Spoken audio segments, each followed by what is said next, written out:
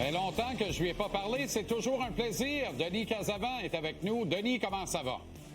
Ça va bien, toi, JC? Excellent. Alors, le baseball majeur est de retour à TVA Sport. Bien sûr, les Blue Jays, un match sur deux des Blue Jays présentés ici à notre antenne, mais au global, on présente plus de 200 matchs au cours de la saison et ça va commencer avec la classique mondiale de baseball dès le mois de mars. Ouais, c'est ça. On sera prêt dès le début du mois de mars avec la classique mondiale de baseball. Mais comme tu le mentionnais juste avant, concernant les Blue Jays, c'est encore 81 matchs qu'on vous présente cette saison.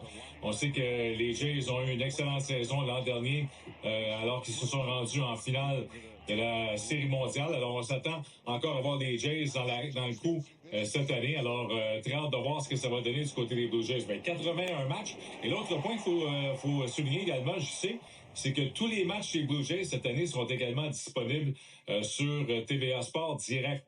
Alors ça, c'est intéressant pour les gens qui ne sont pas nécessairement abonnés au câble. Si vous êtes abonné à TVA Sport direct, vous allez avoir accès aux matchs des Blue Jays présentés également sur nos ondes. Est-ce que tu aimes le travail de la direction baseball des Jays dans cette entre-saison, Denis? Oui, en bout de ligne, je pense que c'est sûr, c'est le départ de Beau Bichette. C'est un gros morceau, mais là, juste quand on regarde des acquisitions, Dylan Cease, c'était le meilleur lanceur partant disponible. Immédiatement, les Blue Jays lui ont accordé un contrat à long terme. Il sera un du top 3 là, dans la rotation des lanceurs partants chez les Blue Jays pour la prochaine saison. Alors ça, c'est une grosse acquisition. Évidemment, pour pallier au départ de Beau Bichette, on a signé le Japonais Kaz Okamoto. Il devrait jouer au troisième but. Ce qui va arriver chez les Jays cette saison, c'est que là, on va avoir un petit portrait différent à l'avant-champ. Avec au deuxième but, Ernie Clement. À l'arrêt-court, ce sera Jimenez qui jouait au deuxième but auparavant. Et au troisième but, on va donner une chance à Okamoto, un frappeur droitier, d'être le joueur de troisième but à tous les jours. On peut utiliser également Addison Barger. Ce qu'on aime chez les Blue Jays, j'y sais, c'est qu'on a de la flexibilité. On sait que le directeur gérant ainsi que le gérant John Schneider aiment avoir des joueurs qui peuvent jouer à plusieurs positions. Alors, c'est encore ça qu'on va retrouver cette saison avec Clement qui peut jouer au deuxième but, à l'arrêt-court au troisième. Jimenez s'en va à l'arrêt-court et Okamoto qui peut jouer au troisième but et à l'occasion au champ gauche. Qu'est-ce que tu peux nous dire sur le japonais Okamoto? Parce que, tu sais, en apparence, là, c'est pas... il m'a pas l'air ultra dominant, mais je peux me tromper aussi, là. Qu'est-ce que tu peux nous raconter là-dessus?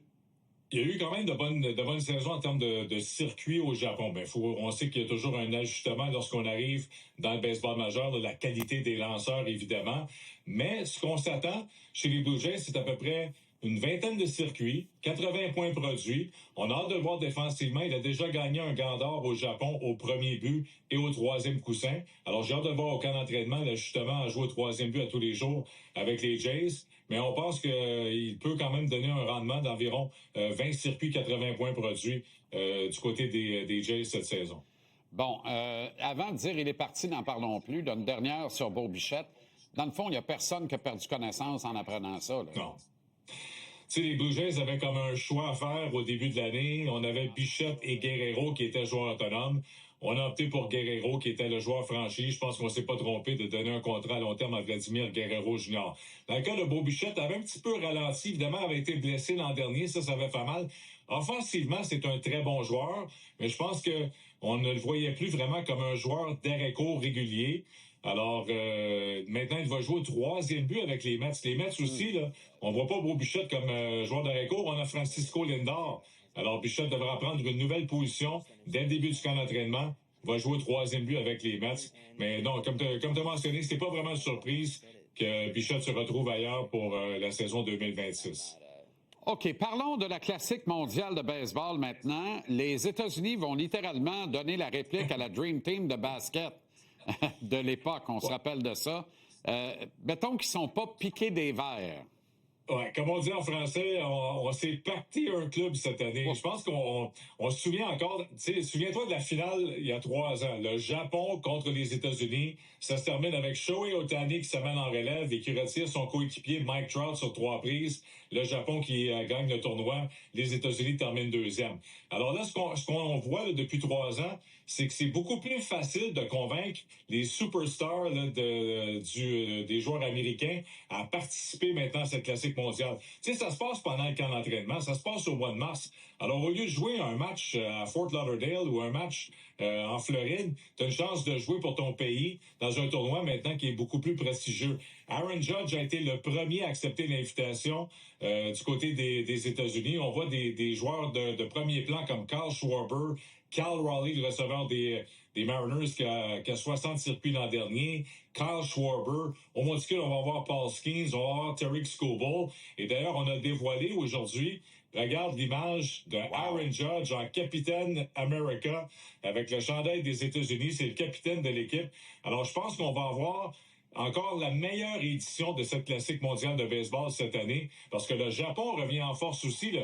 Le Japon revient avec Shohei Ohtani. On revient avec Yamamoto. On se souvient de lui dans la série mondiale face aux Blue Jays. Okamoto, le nouveau venu des Blue Jays, va jouer également pour la formation japonaise. La République dominicaine, on a Vladimir Guerrero Jr. qui sera là, bien sûr. Et le Canada va être représenté, va tenter de se qualifier pour les quarts de finale. Ce sera un peu plus difficile. On aura quand même la chance de voir quelques joueurs québécois au sein de l'équipe canadienne, dont Otto Lopez. Alors, je pense qu'on va avoir cette année la meilleure édition de cette classique mondiale de baseball. Et heureusement, on a 26 matchs qui seront présentés à partir du 4 mars prochain. Sur les ondes de TVA Sport. Ça se termine le 17 mars avec la finale.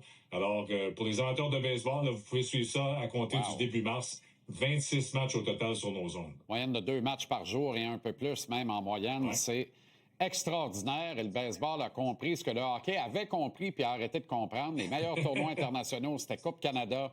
C'était présenté en marge des camps d'entraînement au mois de septembre. C'était sensationnel. Bien là, il y a l'IHF qui, elle, veut rien savoir de devancer ou de déplacer ces championnats du monde de hockey senior qui seraient sensationnels, présentés à chaque année au mois de septembre. C'est une autre histoire. Merci infiniment. Je pense que c'est la meilleure formule avant la saison. Sinon, ça serait au match des étoiles, mais là, ça serait un petit peu trop compliqué. Mais au mois de mars, comme je disais tantôt, au lieu de jouer un match qui veut rien dire dans la Ligue des Pamplemousses, on va aller jouer la Classique mondiale. Salut, Denis. Merci infiniment. Merci, je sais. Ça arrête en pause. Marinaro s'en vient au retour.